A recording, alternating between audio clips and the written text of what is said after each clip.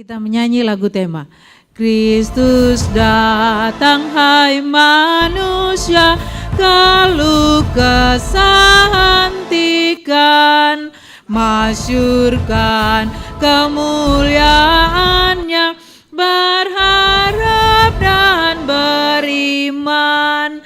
Kristus datang, Kristus datang, datanglah Raja Damai, datanglah Raja Damai. Saya mau membawa satu renungan, sekaligus nanti sedikit pencerahan mengenai tugas saya sebagai controller di kantor UNI ini, ya, supaya kita mengerti semuanya, supaya jangan ada yang salah paham, sehingga kalau saya nanti kerja seperti ada yang merasa tidak enak begitu ya, kok ini lain.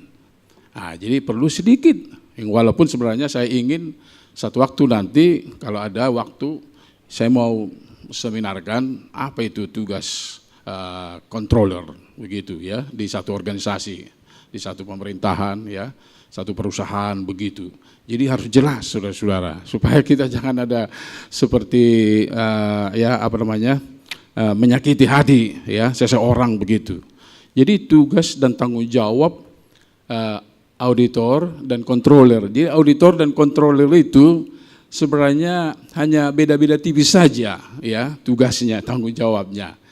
Kalau dikatakan istilah lain serupa tapi tidak sama. Gitu ya, serupa tapi tidak sama. Jadi supaya kita nanti mengerti, tapi saya lebih banyak nanti menekankan karena saya tidak diaudit lagi, sudah controller ya, finance controller.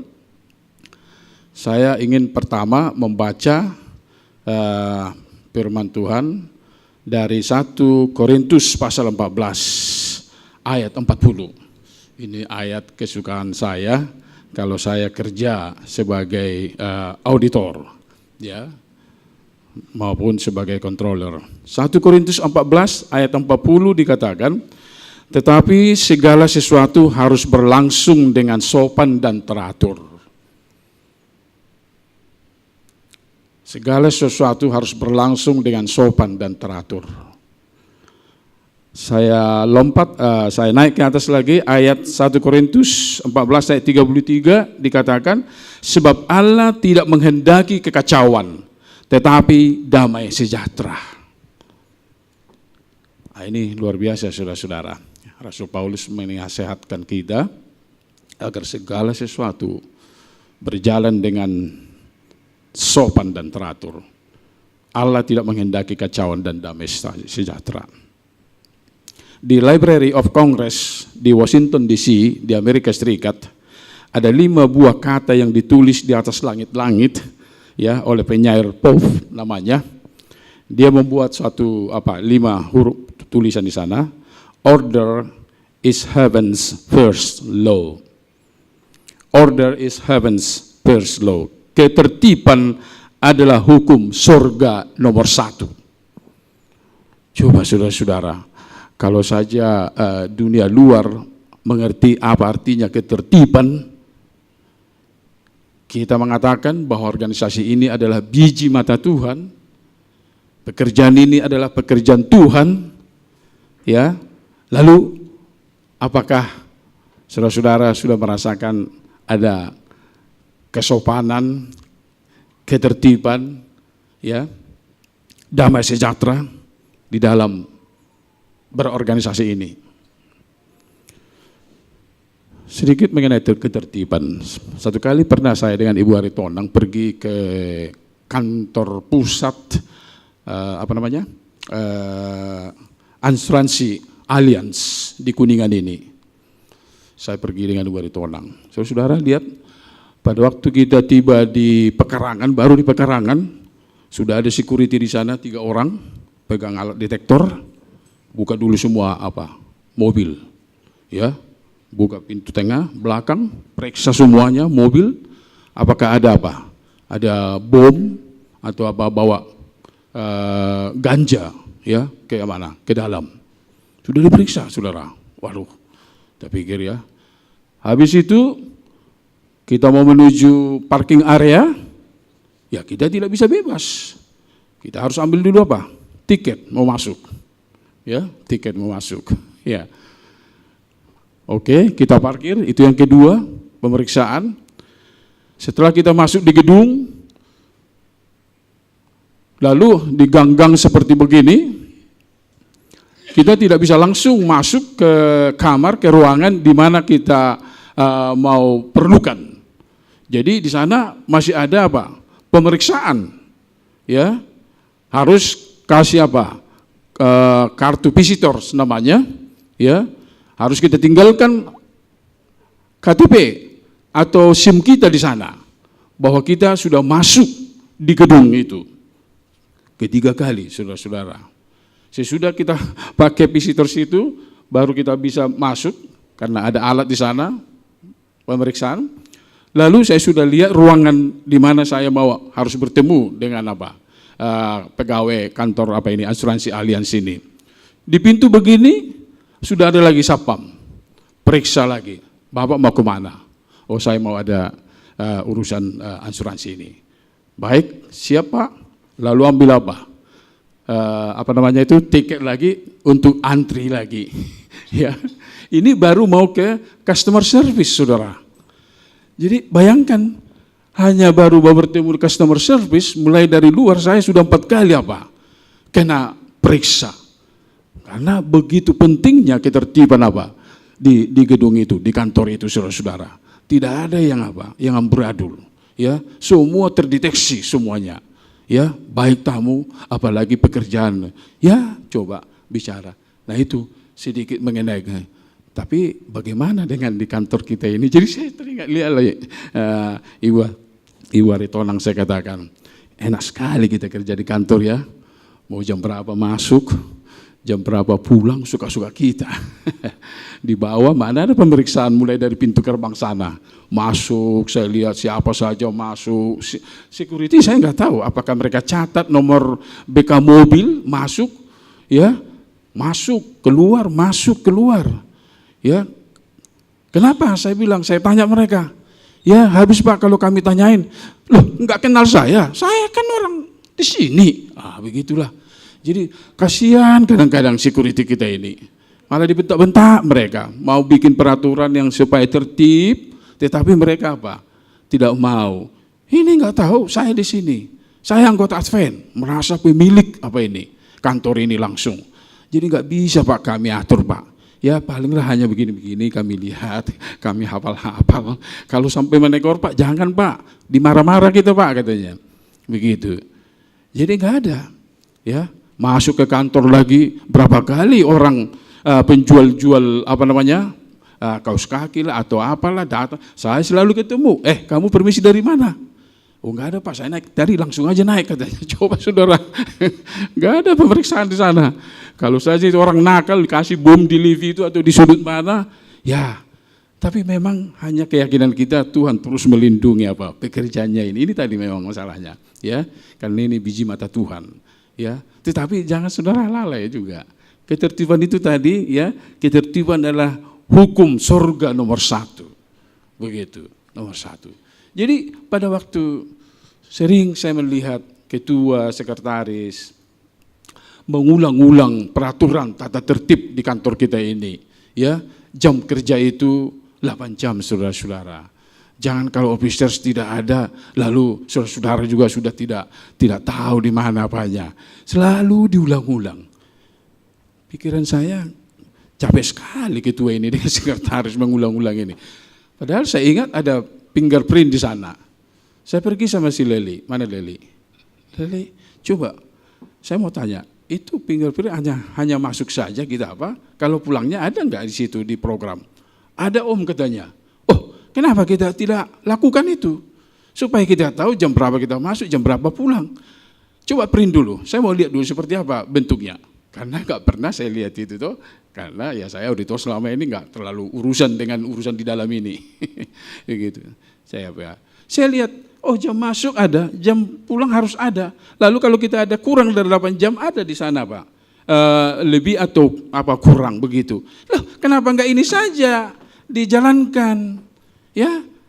ya memang tentu harus ada sanksinya, ya. Jadi jangan datang yang cepat dengan datang yang terlambat sama upahnya. Walaupun di dalam Alkitab ya datang jam 9, jam 12 sama upahnya karena bukan kita pemilik apa ini. Tetapi di kantor kita masih manusia ini kan masih perlu itu, ya. Jadi saya pikir kenapa bukan ini yang kita jalankan Pak Ketua, saya pikir begitu.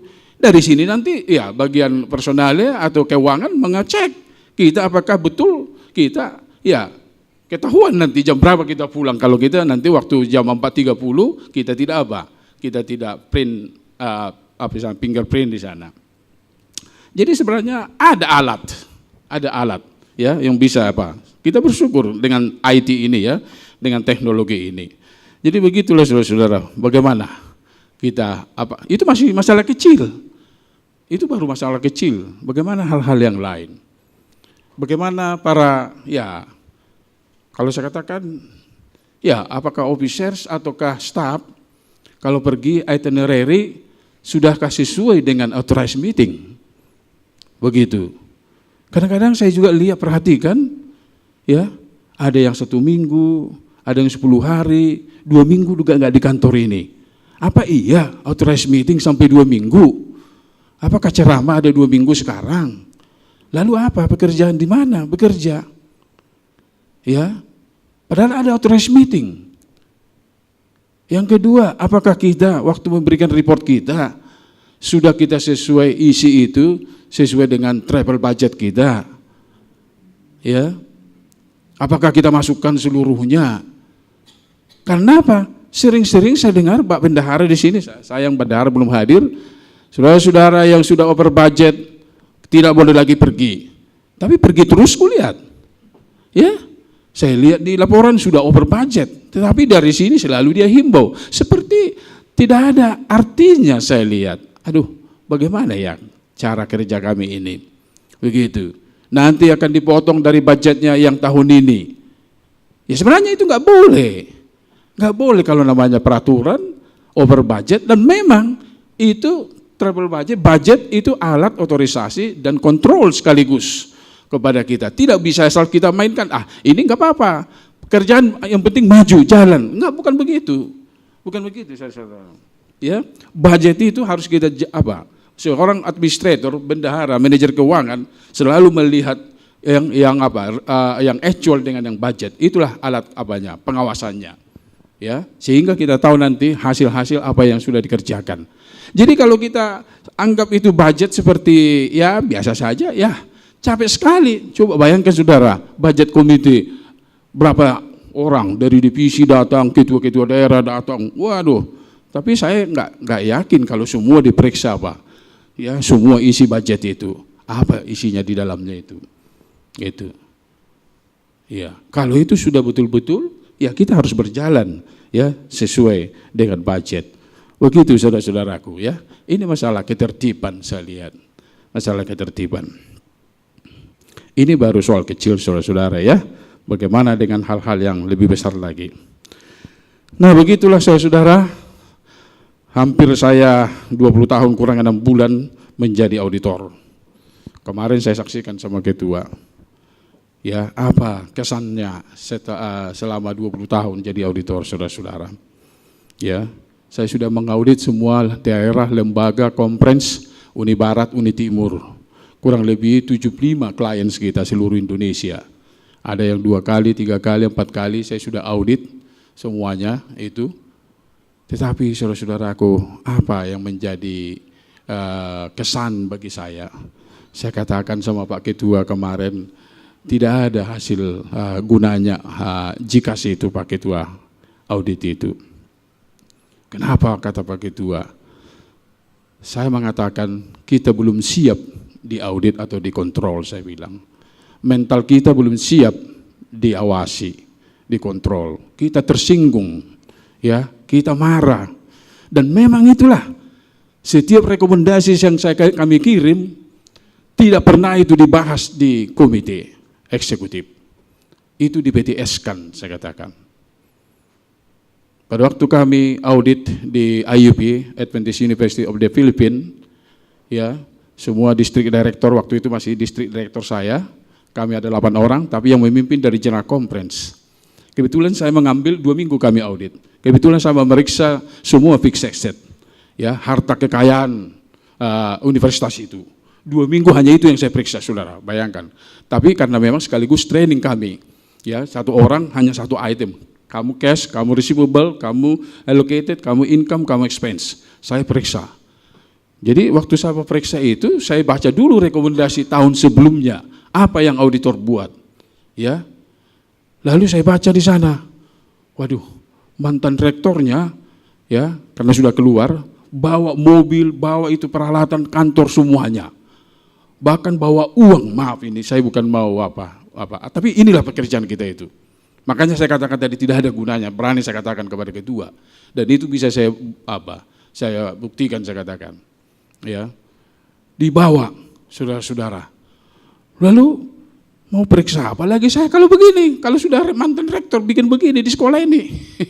Tapi ya karena sudah tugas, ya saya periksa semuanya, itu barang-barang di mana semuanya, keberadaannya, apakah masih di tempat ataukah sudah pindah, ya, atau sudah pindah dari satu tempat ke tempat lain, atau sudah pindah ke rumah, begitu. Saya periksa semuanya selama 2 minggu, saudara-saudara. Tetapi akhir daripada pekerjaan audit itu kami di sana, saya katakan kepada pimpinan kami dari General Conference, saya katakan ini audit ini nggak ada gunanya. Ya, saya bilang, karena biaya JIKAS itu besar sekali, saudara, besar sekali. Iya, kalau kita kan, ya nggak masalah mau terbang dengan Garuda, mau dengan Singapore Airlines, nggak pernah dibatasi. Nah, inilah saya bingung. Hotel bintang 3, bintang 4, 2 minggu, satu orang, bayangkan saudara, besar sekali. Karena begitulah model JIKAS kerja, karena perlu tenang tempat yang katanya, karena sampai larut malam juga harus kerja. Tapi hasilnya ini yang saya lihat, hasil audit ini, apa yang terjadi? Nggak ada gunanya, lebih baik biaya JIKAS ini dialihkan kepada merekrut pendeta-pendeta atau bikin kesejahteraan pendeta supaya pekerjaan Tuhan lebih maju, saya katakan sama dia. Nggak ada gunanya, saya katakan. Kenapa? Karena nggak pernah di-follow up. Ini lihat ini, rekomendasi tahun lalu, saya dapati masih begini semua, belum ada penyelesaian. Bahkan mantan rektor itu mau bawa lagi sekolah itu ke pengadilan. Coba saudara-saudara, begitu. Jadi apa gunanya kita ini? Nggak ada power kita, saya katakan. Aduh, Aritonang katanya sama saya, kau bilang tutup JIKAS ini, sedangkan kita ada masih begini, apalagi tidak ada, mau kemana gereja ini katanya. Ini saudara-saudara, jadi saya nggak tahu lah, kapan reformasi, kapan revival ini terjadi. Padahal kita sudah dengung-dengungkan itu terus, reformasi, revival, beyond katanya, banyak sekali istilah-istilah kita, ya. Pak Malau bilang sama saya, itu yang mantan rektor Surya Nusantara, dari zaman Martin Luther, Aritonang sudah ada reformasi, tapi sampai sekarang belum ada hasilnya katanya. Itu. Jadi maaf saudara-saudara, saya bukan berarti sudah sempurna, tidak ada lagi kesalahan, tapi hanya ada kerinduan, kapan kita memulai ini bersama, karena nggak bisa sendirian memang, harus semua ada komitmen, ya. Kalau kita mau merasakan seperti tadi, ya, segala sesuatu harus berlangsung dengan sopan dan teratur. Baik saudara-saudara, jadi mengapa perlu apa? Mengapa perlu diaudit? Memang melihat auditor tidak ada yang senang, saudara-saudara. Saya rasakan itu. Waktu saya bendahara juga, kalau sudah datang auditor, stres saya. Walaupun dikatakan waktu saya datang, selamat datang, terima kasih sudah datang, itu kebohongan itu, saudara. Bohong itu, ya. Kita pun berbohong lagi. Oh iya, kita datang untuk membantu saudara. Padahal bukan. Mau cari-cari juga nanti. Karena pesan dari atas jangan pulang kalau tidak ada temuan katanya. Gitu. Nanti apa? Setelah selesai exit, wah kami harap nanti saudara-saudara tahun depan datang lagi kita. Bohong saudara-saudara. Kalau boleh jangan ketemu lagi, itu sebenarnya. Itulah suasananya. Ya, hanya waktu itu kita kerja dihargai, sesudah itu enggak lagi. Karena apa? Memang, ya itu yang tadi terganggu, ada yang terganggu, ya begitu. Kita sudah tahu hari pertama, hari kedua, ketiga, kita sudah tahu apa yang terjadi nanti minggu depan. Karena terus berbeda suasana itu. Kalau kita sudah hari Ini si Risma sudah sempat mengalaminya. Lain. Kalau hari pertama, kedua masih berajin bilang selamat pagi, hari keempat nggak ada lagi selamat pagi. Sudah mulai sedikit tegang begitu, saraf-saraf itu. Karena mungkin ada apa? Kesalahan, takut-takut, ini nanti bisa diketemukan auditor. Nah ini yang saya lihat. Padahal sebenarnya kita datang itu sudah jauh diberitahukan apa yang kita mau lakukan, kita periksa sudah apa? Sudah diberitahukan, bukan mendadak, nggak pernah mendadak auditor datang. Begitu. Sudah semua apa? Diberitahukan. Ini buat, kita hanya tinggal membuktikan apakah itu sudah benar pencatatannya. Itu. Ya. Jadi mengapa perlu diaudit? Kalau begitu, mengapa organisasi perlu mengaudit?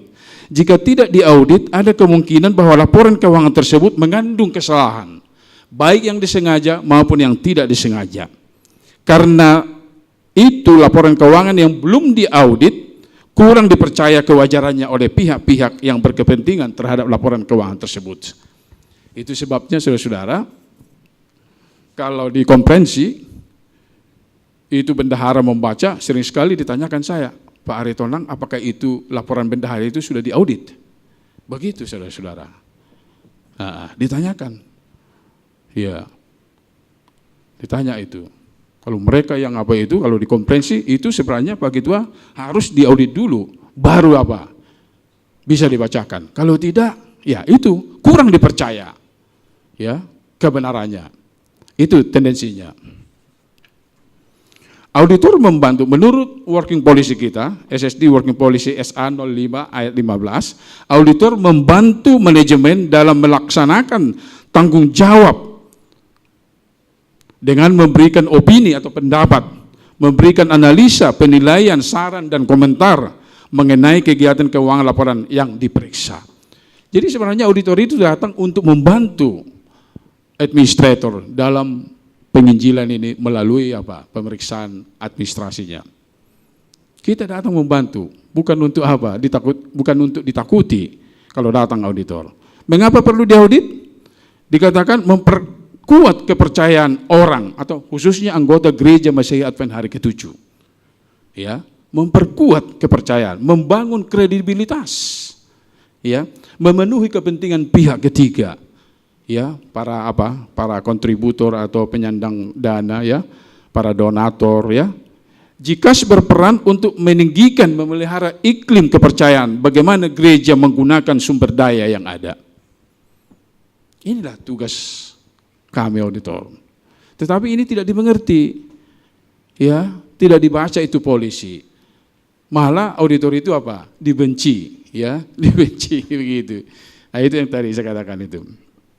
Jadi itu sebabnya saudara-saudara, saya katakan kita belum siap apa diawasi, dikontrol, ya, belum siap.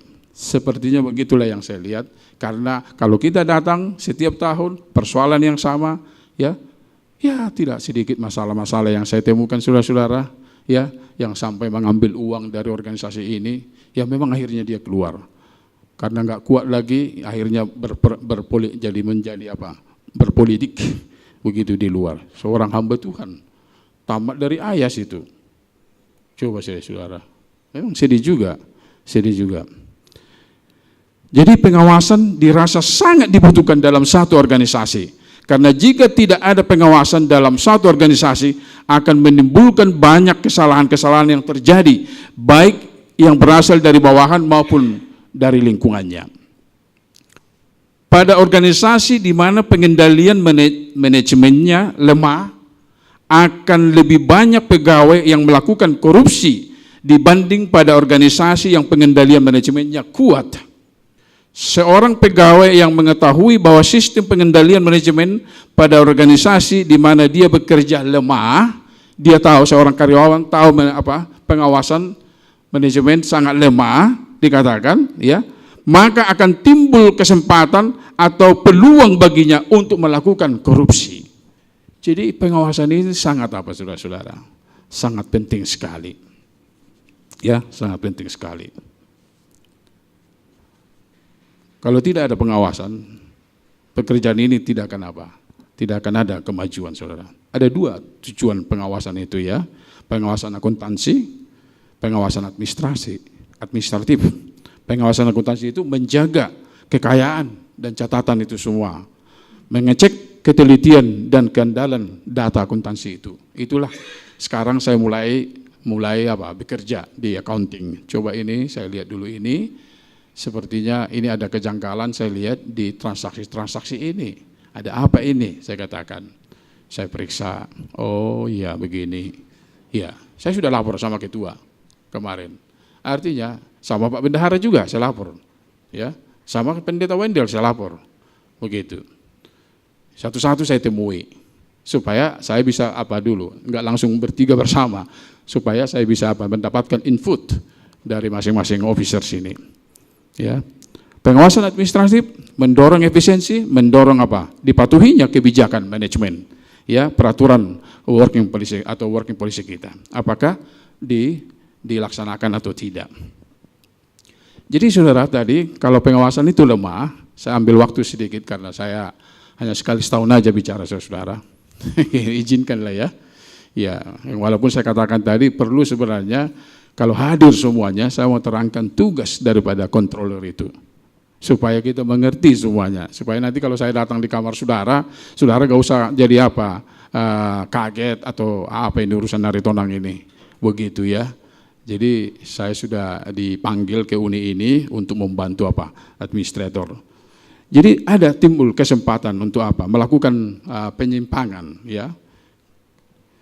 Kalau istilah sekarang, mengapa orang suka melakukan korupsi saudara-saudara? Ini. Ke situ banyak. Karena yang saya dapati inilah saudara-saudara yang terjadi di Saya lebih baik sedikit bercerita mengenai pekerjaan ini. Itu yang saya katakan, berani mengatakan kepada pimpinan, jika lebih baik ditutup ini, jika sini.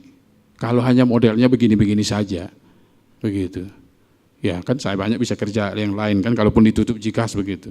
Kenapa orang? Sekarang ini tidak ada berita di TV ya, lewat satu hari hanya berita baik di koran, di majalah, di TV, berita korupsi.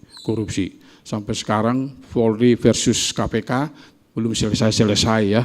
Kasihan Presiden kita Jokowi Widodo ini, ya saya lihat sudah mulai lemas dia, ya karena didesak-desak. Jadi enggak dilantik ini Budi Gunawan jadi Kapolri atau jadi enggak tersangka dia. Aduh, kasihan. Memang tidak gampang jadi pemimpin itu saudara. Itu sebabnya tiap pagi kita harus doakan pimpinan kita di sini ya. Ya, banyak masalah yang dihadapi. Banyak masalah. Padahal bedanya kita hanya 17 poin dengan ketua. Berapa lah itu 17 poin? Nah, itu aja bedanya. Padahal pekerjaannya, tanggung jawabnya satu gunung ya. Mengapa saudara-saudara? Dikatakan memang di sini korupsi di negara kita ini sudah menjadi tradisi, sudah menggurita, sudah mendarah daging, dan sangat sulit diberantas atau dimusnahkan. Bahkan korupsi sudah dilakukan secara berjamaah. Jadi ngeri saudara-saudara. Ya berjamaah saudara-saudara. Ini bukan rahasia lagi. Iya kan? Bukan rahasia lagi. Ini menjadi penyakit sekarang yang susah diberantas. Ya kita mau supaya jangan sampai masuk ini mana? Di organisasi kita. Itu yang saya katakan. Bagaimana? Apakah saya berfungsi nanti di sini atau tidak? Kan begitu. Saya rindu kalau kita bisa Walaupun sebenarnya sudah ada lembaga penegak hukum ya, ada Polri, ada Jaksa Agung, ada Kehakiman, Mahkamah Konstitusi, Mahkamah Agung, BPK, KPK, ya. Tetapi korupsi tetap terjadi di mana-mana, saudara-saudara. Tapi saudara-saudara ingat, semua orang punya potensi untuk melakukan korupsi. Ya itu, saya juga itu bisa, ya bisa. Semua kita bisa berpotensi melakukan korupsi. Nanti kita lihat mengapa bisa terjadi. Dari sudut psikologi dikatakan semua orang punya potensi untuk berperilaku positif maupun negatif. Iya. Berpotensi tidak melakukan korupsi atau melakukan korupsi ataupun tidak melakukan korupsi. Semua bisa. Itu sebabnya kemarin Ibu Paranginain kata, semua sebenarnya kita lemah. Mengapa kita saling begitu. Tetapi ya kita harus menjalankan tugas ini ya. Jadi mengapa orang korupsi? Ada 4 faktor di sini dikatakan supaya tahu kita masing-masing Dan ini merupakan kelemahan manusia, ya. Gaya hidup konsumtif dikatakan. Tahu apa itu gaya hidup konsumtif?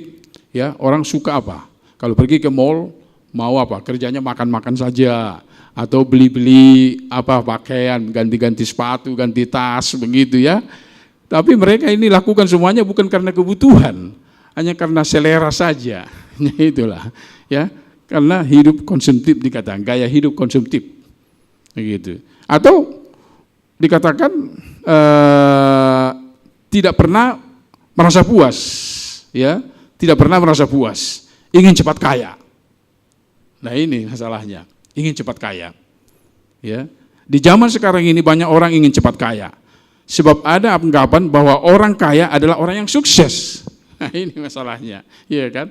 Hanya dilihat ya, sukses. Kalau sudah ada mobil 3, ada rumah 4, 3 atau 4, ada tanah di mana-mana, itu dikatakan apa? Sukses, bahagia. Tetapi jarang dikatakan, kalau Ibu si Risma ini bisa kali ya, aduh bahagia kau Ris ya, karena kau tetap setia ke gereja, rajin memberikan perpuluhan, persembahan. Jarang itu dipuji saudara. Ya, kerohanianmu selalu apa? Tinggi gitu. Jarang itu. Tapi kalau orang punya itu tadi yang saya katakan itu orang yang bahagia, yang sukses. Aduh, orang bilang sama saya, kau enak sekarang Pak Aritonang, Ibu Aritonang, anakmu sudah sukses. Sukses apanya? Enggak dibilang, aduh anakmu baik ya, setia ke gereja, aktif di gereja. Enggak itu yang dibilang. Anakmu kan kerjanya sudah begini, gajinya sih. Wah, itu ukuran kita. Jadi enggak tahu. Tapi sering kita jadi sombong ya. Tapi kalau kita yang rohani, apa yang Rasul Yohanes katakan? Tidak ada kebahagiaan bagi saya yang paling membahagiakan kalau kulihat anak keturunanku semua tetap di dalam apa? Dalam kebenaran. Sebenarnya itu yang paling utama. Tidak lihat kedudukannya. Ya, mungkin karena si Roy tahu anak saya sudah direktur keuangan satu perusahaan sekarang. Waduh, kamu sukses ya Aritonang, Ibu Aritonang, sudah senanglah kau ya. Enggak tahu kalau dia mempunyai banyak problem di kantor. Pulang jam 11 di rumah. Saya bilang, untuk apa itu kerjamu? Di mission aja kau kerja, aku bilang. Jam 4.30 sudah pulang kami. Bisa jaga anak. Ini jam 11 sudah semua tidur orang. Saya bilang, nah itulah saudara. Tapi sukses dibilang itu. Untuk apa? Iya kan?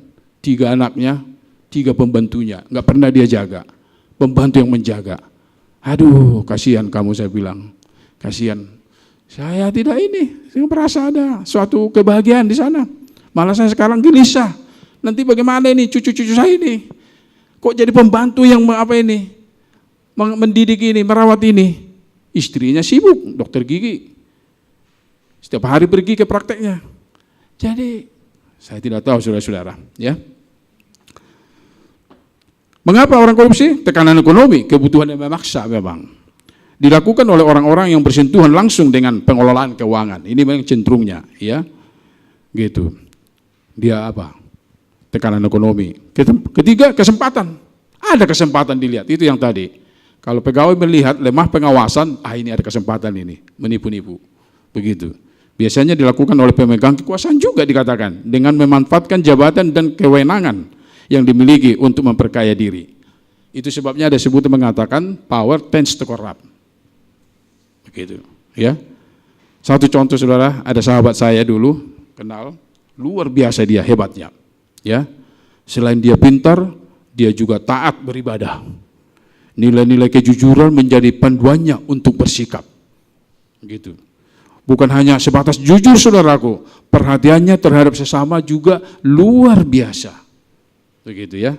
Murah senyum, tidak sombong, dan peduli terhadap kondisi di sekitarnya. Waduh, luar biasa. Tetapi apa yang terjadi saudara-saudara?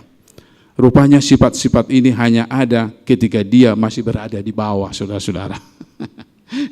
Setelah dia menjabat, waduh, aktingnya berbeda saudara. Saya katakan sama dia, kok kamu lain sekarang ya gayanya.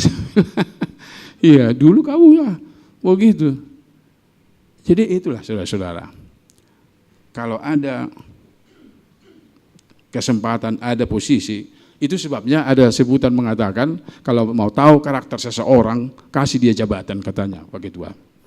Iya, kasih dia posisi, jabatan. Dia akan berubah katanya. Itu seorang pintar mengatakan itu. Nah, Jadi memang pencobaan juga ya kalau ada apa jabatan ini. Ya. Lalu apa? Yang keempat, rasionalisasi, merasionalisasikan. Ya, pejabat yang melakukan korupsi ini merasa bahwa kalau saja memiliki rumah mewah atau mobil mewah, orang akan menganggapnya rasional, wajar. Karena dia adalah wali kota, dia bupati, dia gubernur, dia menteri katanya kan begitu. Itu rasionalisasi. Tapi yang sekarang di penjara banyak apa? Wali kota, bupati, gubernur, begitu tuh. Itu yang kita lihat. Ini bukan rahasia lagi. Nah ini masalahnya. Ya, yang merasionalisasikan juga, oh ini sudah biasa begini katanya. Kalau saya sudah datang, udah biasa ini katanya. Aduh, ini bagaimana ini merubah ini ya? Bagaimana caranya Pak Ketua kita merubah ini? Ini sudah biasa katanya. Rasionalisasi, saudara. Ya, bagaimana jahatnya uang, saudara-saudara. Memang uang bukan menjadi masalah, mencari uang tidak salah, menjadi kaya tidak salah, tetapi cinta uang akar segala kejahatan, kata Rasul Paulus. Di sini di internet saya simpan selalu ini supaya ini menjadi apa namanya? Ya mudah-mudahan dapat mengontrol saya juga begitu. Ya, saya selalu simpan di tas saya, terus dibawa-bawa kemana saja saya pergi. Namaku uang katanya. Ini namaku uang. Begitu. Saya baca di sini. Keras Pak Ketua. Keras. Dari internet saya print. Wajahku biasa saja. Fisikku juga lemah. Namun aku mampu merombak tatanan dunia. Aku juga bisa merubah perilaku bahkan sifat manusia. Karena manusia mengidolakan aku. Banyak orang berubah kepribadiannya, mengkhianati teman, bahkan meninggalkan keyakinan imannya demi aku. Lebih lanjut dikatakan, sangat jelas juga aku bukan Tuhan, tetapi manusia menyembah aku seperti Tuhan. Bahkan kerap kali hamba-hamba Tuhan lebih menghormati aku daripada Tuhan. Padahal Tuhan sudah pesan jangan jadi hamba uang. Seharusnya aku melayani manusia. Tapi kenapa malah manusia mau jadi budakku? Aku tidak pernah mengorbankan diriku untuk siapapun. Tapi banyak orang rela mati demi aku. Jadi saudara-saudara, ya kalau kita tidak bisa pengendalian diri, itu Bapak Pendeta Manik kemarin waktu 10 Days of Prayers, saya sangat senang. Saya lupa sebenarnya saya mau minta itu Bapak Pendeta Manik. Sangat bagus sekali itu pelajaran. Saya pikir perlu kita khotbahkan itu di mana-mana. Pendeta Manik, saya nanti Pak ya, saya mau copy itu pelajaran yang Bapak buat itu, pengendalian diri. Saudaraku, sangat krusial ya. Ellen G. White mengatakan di dalam bukunya Kesaksian-Kesaksian Roh Nubuat kepada Jemaat Laodikia halaman 155. Hamba uang artinya budak uang. Orang diperbudak oleh uang. Ini Nyonya White mengatakan. Demi uang semua akan dilakukan orang. Kalau manusia jadi budak uang, maka uang menjadi raja dan penguasa dalam hidup seseorang. Uang yang disembah ini sama dengan orang ateis. Ateis kan tidak percaya Tuhan, tetapi percaya kepada apa? Uang, ya. Jadi Tuhan menjadi apa? Uang menjadi Tuhannya, ya. Dunia ini sesungguhnya sudah diperbudak oleh uang sekarang ini. Manusia menjadi sangat rakus dan tamak akan uang. Ketamakan adalah satu dosa yang paling biasa dan terkenal pada akhir zaman dan mempunyai pengaruh yang melumpuhkan kepada jiwa dan rohani kita. Jadi saya baca-baca ini, hari Sabat, minggu lalu sekolah Sabat tanggal 12 Februari, ya, siapa yang membawa sekolah Sabat? Oh, Pendeta Sitompul. Hanya seperti terlewatkan ini, dia nggak tekankan, nggak tahu kenapa. Jadilah jujur, hari Kamis itu, judulnya Jadilah Jujur. Dikatakan dalam sekolah Sabat itu adalah lebih baik untuk tetap miskin atau bahkan kehilangan promosi jika kita harus berbohong untuk mendapatkannya. Jika kita harus mengorbankan integritas kita, jika kita harus menipu atau jika kita menghadapi harga kesetiaan. Ini sekolah sahabat yang lalu, minggu yang lalu, hari Kamis tanggal 12 Februari, judulnya Jadilah Jujur. Ditambahkan di situ memang, jadi ini membuat orang apa? Tidak mau jujur. Kenapa? Ada mitos dikatakan perkotaan, ya yang populer. Apa itu mitos? Saya kurang tahu mitos. Apa dongeng ya? Cerita yang dibuat-buat lah, dongeng ya, mitos. Begitu ya. Dikatakan jika Anda jujur, Anda akan menjadi miskin. Ini memang menjadi apa? Apakah kita yakin itu? Ya, jika Anda jujur, maka kita akan miskin. Orang kaya memiliki banyak teman, dikatakan. Ini di mitos di perkotaan ya, mengenai kekayaan. Jika Anda memberikan hadiah, setiap orang akan menjadi teman Anda. Yang nomor 4, orang miskin akan dibenci oleh semua saudara-saudaranya. Nah ini, jadi itu sebabnya orang apa?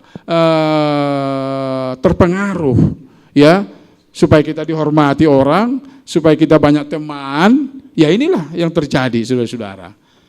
Ya, karena orang miskin tidak ada apa? Sahabat. Nah ini, jadi memang bagaimana ya, susah sekali ini saya pikirnya. Saya pun Tuhan bagaimana ini? Uang perlu.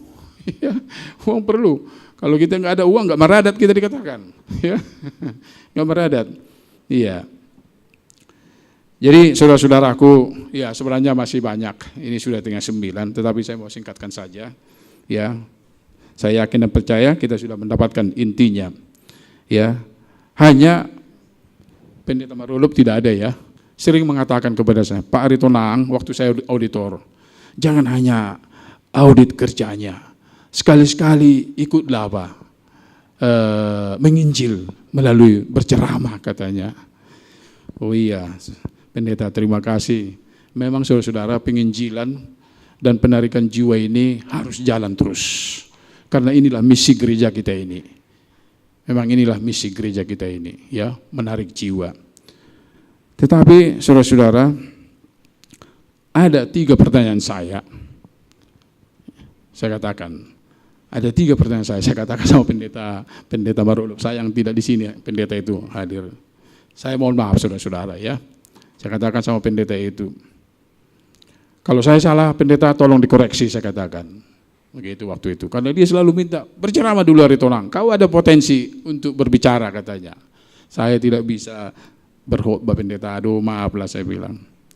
Tapi ini yang timbul dalam pikiran saya. Dari laporan Sekretaris UNI mengatakan bahwa 5 tahun terakhir ini jiwa kita tidak tercapai. Ya, tidak tercapai.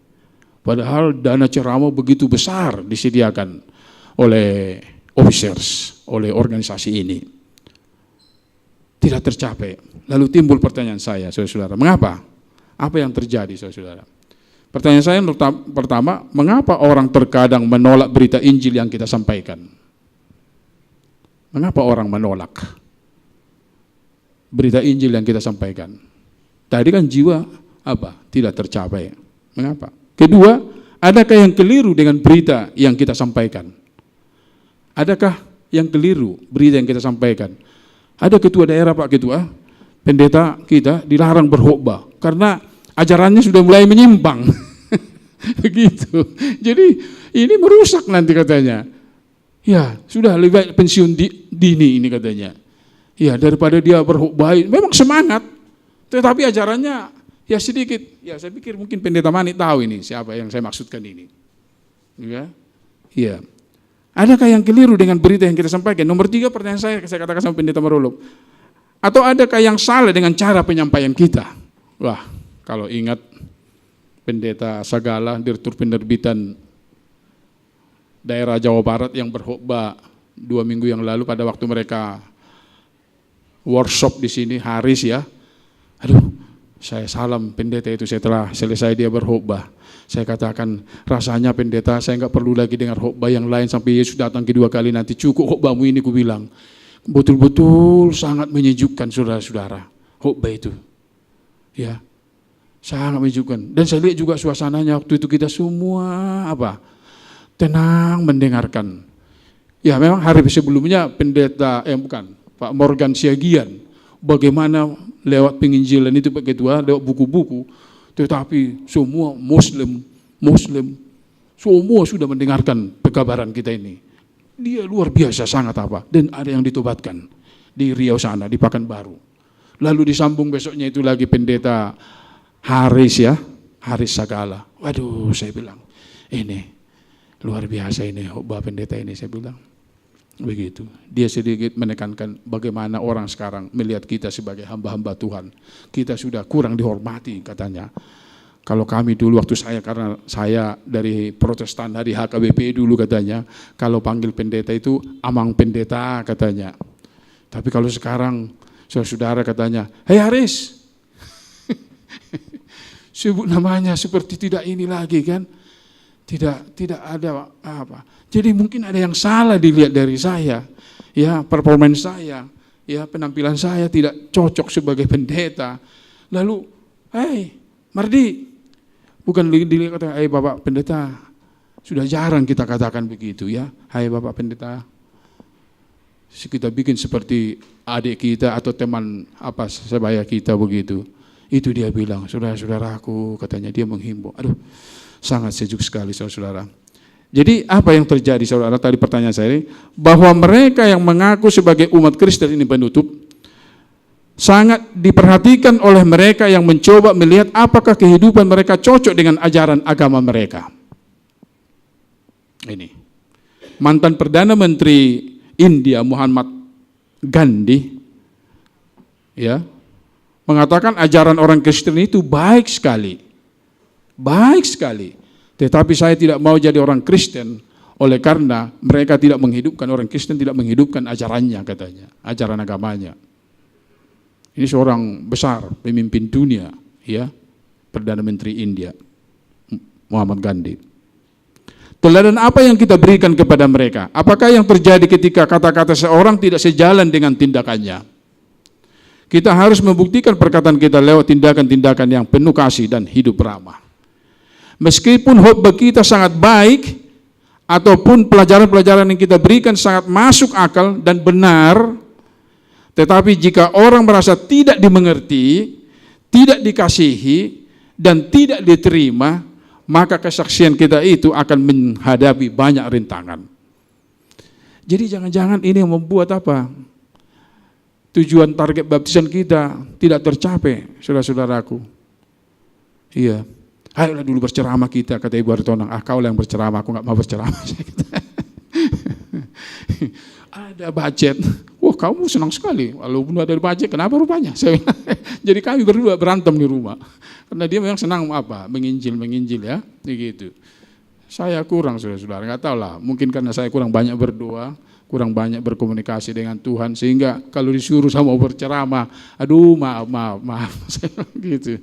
Tolonglah doakan saudara-saudara saya nanti supaya bisa juga menjadi penginjil ya.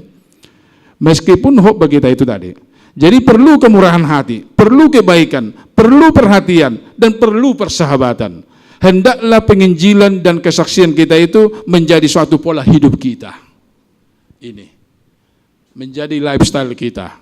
Jadi penginjilan yang kita sudah katakan itu ya harus menjadi pola hidup kita. Saudara-saudaraku yang kasih dalam Tuhan, masih panjang sebenarnya, tetapi saya harus tutup. Karena sebenarnya belum masuk ke inti saya, ya, tugas sebagai controller tadi. Ada banyak, ya. Sebab Allah tidak menghendaki kekacauan, tetapi damai sejahtera. Segala sesuatu harus berlangsung dengan sopan dan teratur. Saya berterima kasih kemarin pertemuan saya dengan ketua, saya sokong Aritonang, lalu saya sebelum keluar dari kamar ketua, saya didoakan. Teruskan Aritonang, pekerjaanmu itu, saya percaya kamu akan menjadi berkat di kantor kita ini. Doakanlah Pak Ketua, saya katakan, asal kita semua bisa bekerja sama, komitmen semuanya, tidak bisa hanya saya katakan, tidak bisa hanya ketua juga, harus semua karyawan yang ada di kantor UNI ini. Mudah-mudahan ini dapat menjadi pelajaran bagi saya dan bagi kita semuanya. Inilah menjadi doa dan harapan saya. Amin.